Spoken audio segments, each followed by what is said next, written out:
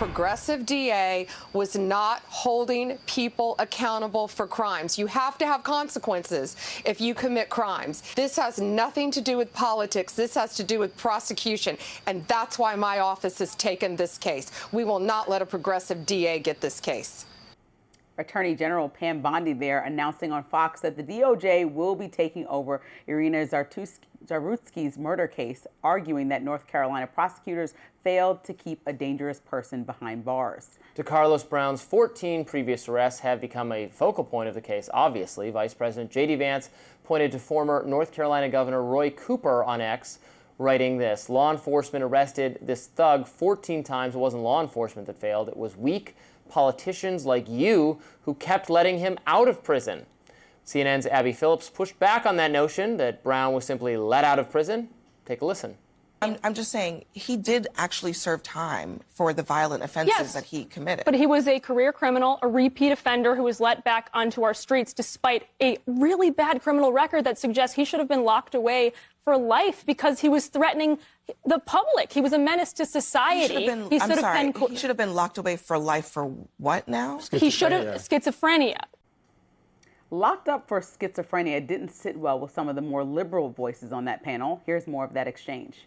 There's thousands and thousands of people in America, more than, tens, hundreds of thousands, who have been diagnosed with schizophrenia that are walking around and that are leading fairly normal lives because they are under treatment.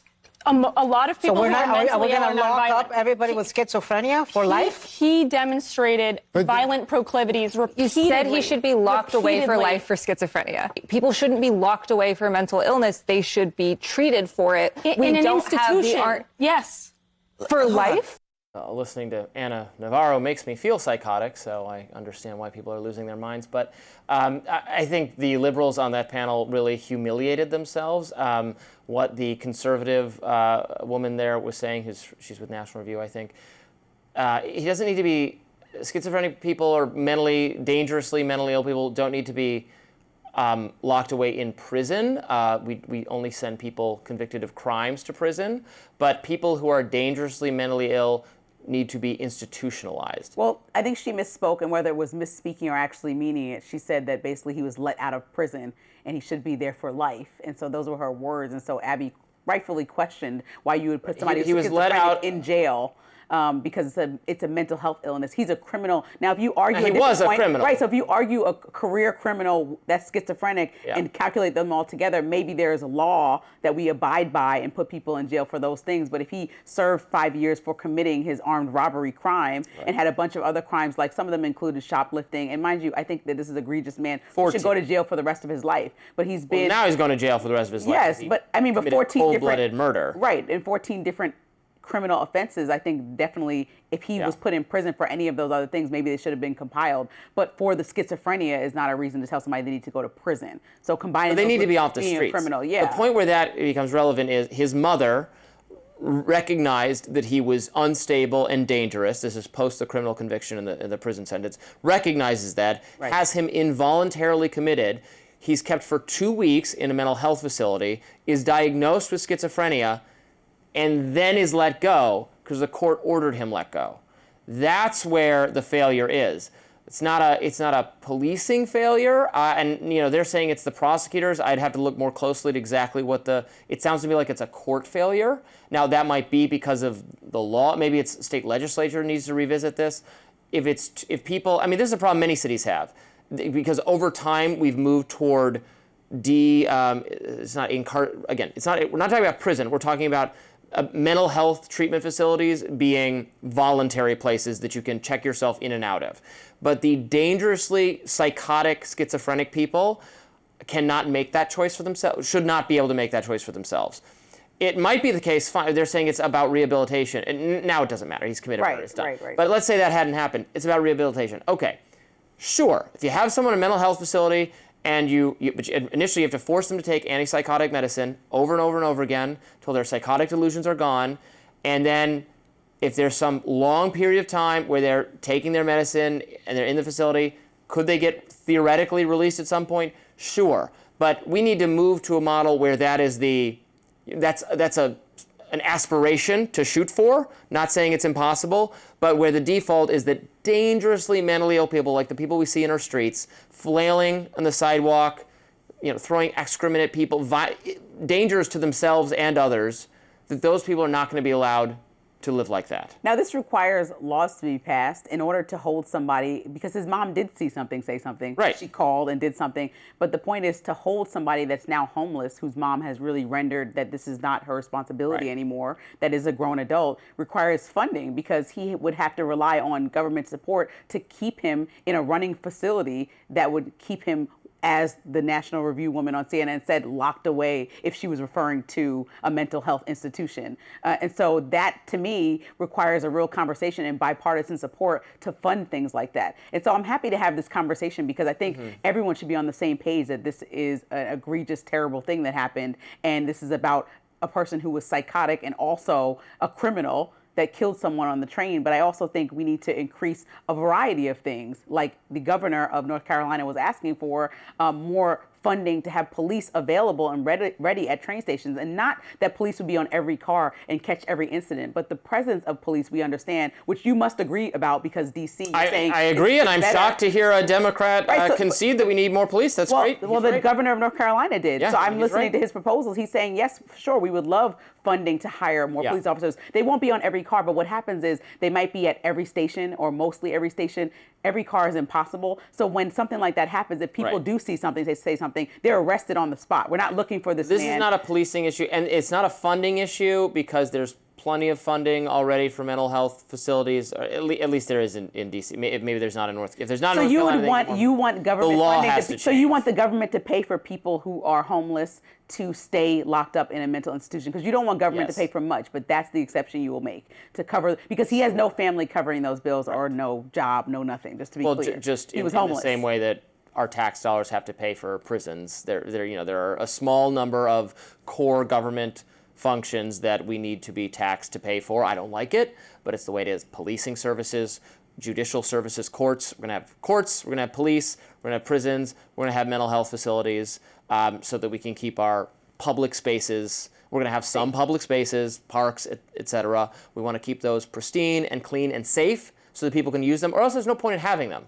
But there has to also why would we should just sell them all off to private individuals, and they can pay for private security out of their own pockets, and then you wouldn't have this problem. And I think there also has to be bipartisan support for accountability for repeat offenders. So we've seen things like, let's say, the 3-strike rule. It doesn't work when it comes down to drugs and things like that, because it put a lot of people who were using the drugs or otherwise disproportionately people of color in prison. And we're talking about drugs, right, which are legalized in cities that I've lived in for the last decade. We're talking about criminals who are violent with weapons. When they do things multiple times or show any signs of a recurring formula, maybe there are actually laws that should be on the book to show that that will be an indication we need to make sure that we're protecting the streets more and getting people like this off the streets. If we weeded out everyone who had been arrested 3 or more times, there would be no crime.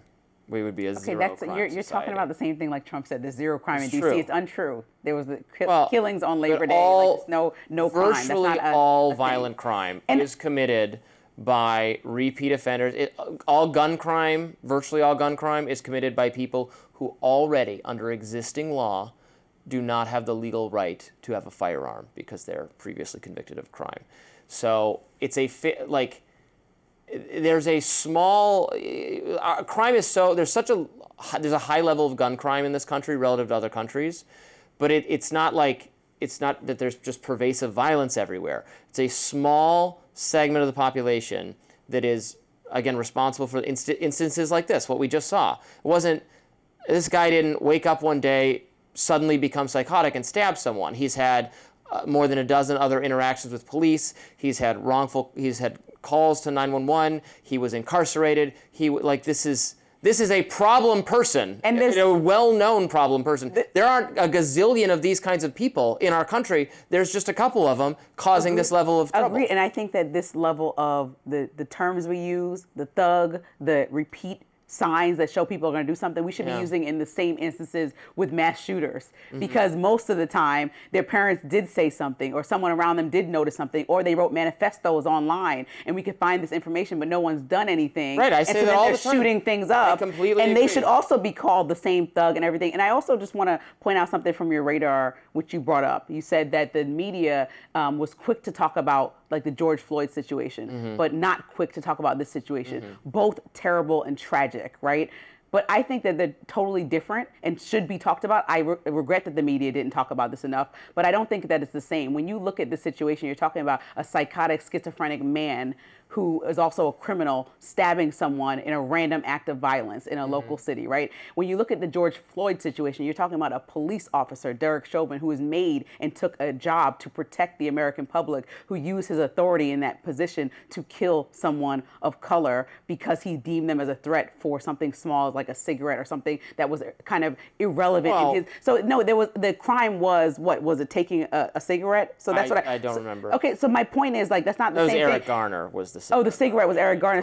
George Floyd was, I don't remember what the. My point is that's the stark difference between the two things, is that this man on the train was a schizophrenic, crazy man that killed someone. That was a police officer in a position of authority that killed someone. So I think that those two things should be separate and not conflated as similar, because they're totally not, right? That's not a random act of violence when a police officer does that. That's somebody who's empowered and in a position and has used their authority in a terribly wrong way and should be removed from their position. Well, but it was held up as an example, as a indicative of the kind of policing we have in this country, as if it's a pervasive problem. The amount of also, it was held up as a racial instance because the police officer was white and the George Floyd is black, even though no evidence was presented whatsoever at any point that the wrongful death was motivated by racial animus, which was always confusing to me. I agree that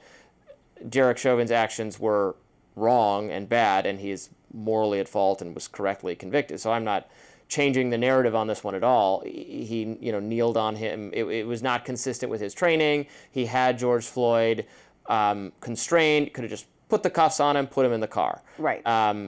So I'm not making any excuses for what happened, but it became indicative of like racial mistreatment of people by police, but it was not even, there was no evidence that it was racially motivated. Whereas in this case, by the way, Zarutska, he did scream like, got that white girl. Allegedly, but have we heard that report fully confirmed yes. that this is what he said? Yes. Now, he's a crazy person. So am I going to even consider that evidence of some, well thought out racial grievance? Probably not. It also doesn't matter to me. He should be locked away for the rest of his life at best, regardless of, it doesn't matter. I don't care the mindset. That's what I think I want to make sure that we understand. But here's what it's being ignored. An instance that was not, that no one demonstrated was racial, got put up by Black Lives Matter, a race-based identity response thing, as indicative of some race problem, whereas this gets no mention of any racial connotation in the mainstream media, which is fine. I just would want it to be that way in all cases. And this is like being downplayed, even though there's greater evidence of some kind of racial motivation. And I'm happy to talk about it in both instances, but I think when you're a police officer, that's the thing. You've learned and been rigorously trained to try to de-escalate, right? I don't think police officers are meant to kill immediately. And so for me, no matter what George Floyd... Well, he didn't intend to kill him. That sounds like making excuses. It was a wrongful... He used overly aggressive tactics with somebody who he viewed for whatever reason, and I think history tells us that there could be some racial implications there, that he was a bigger black man, that he felt that he should be more terrified, right? And so that was showing us that why would you use that type of aggression? And then you see the aggression, like, even though there's equal amount of arrests of white people, black people, you'll see the aggression sometimes escalate when people are responding in black neighborhoods. I mean, there's been studies showing stuff like this. So that's why people are saying he didn't run over there and say, oh, this black guy, but it's just the principle that why are you more terrified that you need to use tactics that end up leading to death when it comes to people of color, as opposed to mass shooters being apprehended and stopping at the store on their way. This is like, mass shooters are not even treated like that. We've seen white cops respond to mass shooters. So that's my thing. Like, that's an egregious act. act, and then you apprehend the shooter and you put him in the back of the car, and that's the end of that story. Like, that's what I'm saying. We've seen in the same year that happened. And so to me, mass shooters are not always taken. I mean, they're not. Sometimes they kill themselves. Sometimes cops kill them. But that's my point is that to watch that situation play out, you're like, why was that the tactic for this? We didn't see an obvious crime like in this. If this happened to the man on the subway, I would say rightfully so, right? We saw an active crime where that man was an aggressor, and I could see why the police would immediately take him down. he was taken into custody, right? They haven't. Right. So exactly. But I'm not saying that these are the same. I just said I don't want to put them in the same sentence as to why the media didn't cover it that way. I think because there was a lack of coverage of people until Black Lives Matter became a big movement of people covering instances where cops did make the wrong choice. And as somebody with family members that are cops, I do not think we should paint a broad stroke brush saying cops are bad. I think that that's incorrect. A majority, just like I said earlier in this story, are good people on trains and good cops running around actually doing the job and keeping our neighborhoods safe. But I don't think it's good to ever try to act like those are two of the same stories, because there's layered reasons, starting with the fact that Derek Chauvin was an authority figure, about why that should deserve national attention, because his police department and the entire country should look at their police departments and say, if anybody feels they should act this way as a protector with a responsibility to be a protector of civilians, then this needs to be reviewed. And it's happened in more than one police department. Next up, a proposal from New York City mayoral candidate Zohran Mamdani is sparking controversy. We'll have more on that coming right up.